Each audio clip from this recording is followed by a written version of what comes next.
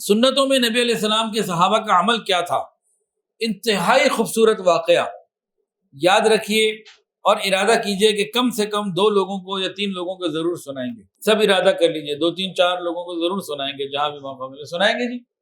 بہت آسان واقعہ ہے. ایک صحابی تھے حذیفہ بن یمان، حضرت حذیفہ، پورا نام حذیفہ بن یمان رضی اللہ تعالیٰ عنہ.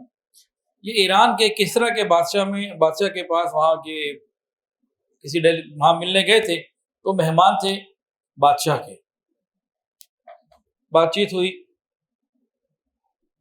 کھانا لگا، کھانا کھانے لگے تو بیٹھ کے سنت کے مطابق بسم اللہ پڑھ کے سیدھے ہاتھ سے کھانا شروع کر دیا. کھانا کھانے کے دوران ایک لقمہ نیچے گر گیا. کھانا کھا رہے ہیں، ایک لقمہ نیچے گر گیا. اب سنت کیا ہے بھئی، جو گر گیا اگر صاف ہے تو کھا لو، اور نہیں تو صاف کر کے جہاں تک آسانی سے ممکن ہو. بعض دفعہ تو چیز کو صاف کرنا ممکن ہی نہیں ہوتا نا، دسترخوان تو پاک ہے، چمڑے کا نیچے ہے کوئی ہے، صاف ہے تو کھا لو. انہوں نے اٹھایا، گرا ہوا اٹھا کے کھا لیا.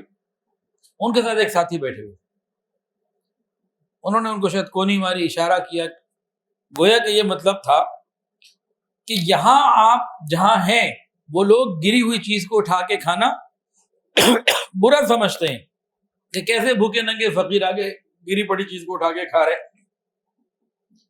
حضرت حذیفہ بن یمان رضی اللہ عنہ نے کیا جواب دیا؟ انہوں نے فرمایا اَأَتْرُكُ سُنَّةَ حَبِيبِ لِهَؤُلَاءِ الْحُمَقَةِ، کیا میں اپنے حبیب کی سنت ان احمقوں کی وجہ سے، ان روشن خیالوں کی وجہ سے، اس نئی روشنی اسکول میں پڑھے لکھے لوگوں کی وجہ سے چھوڑ دوں؟ سنت سے محبت تو یہ ہوتی ہے.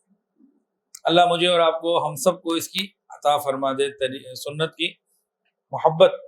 ویڈیو کے نیچے سبسکرائب کے بٹن پہ کلک کریں، بیل کے آئیکن پہ کلک کیجئے تاکہ ہر نئی ویڈیو کی نوٹیفیکیشن آپ کو مل جائے.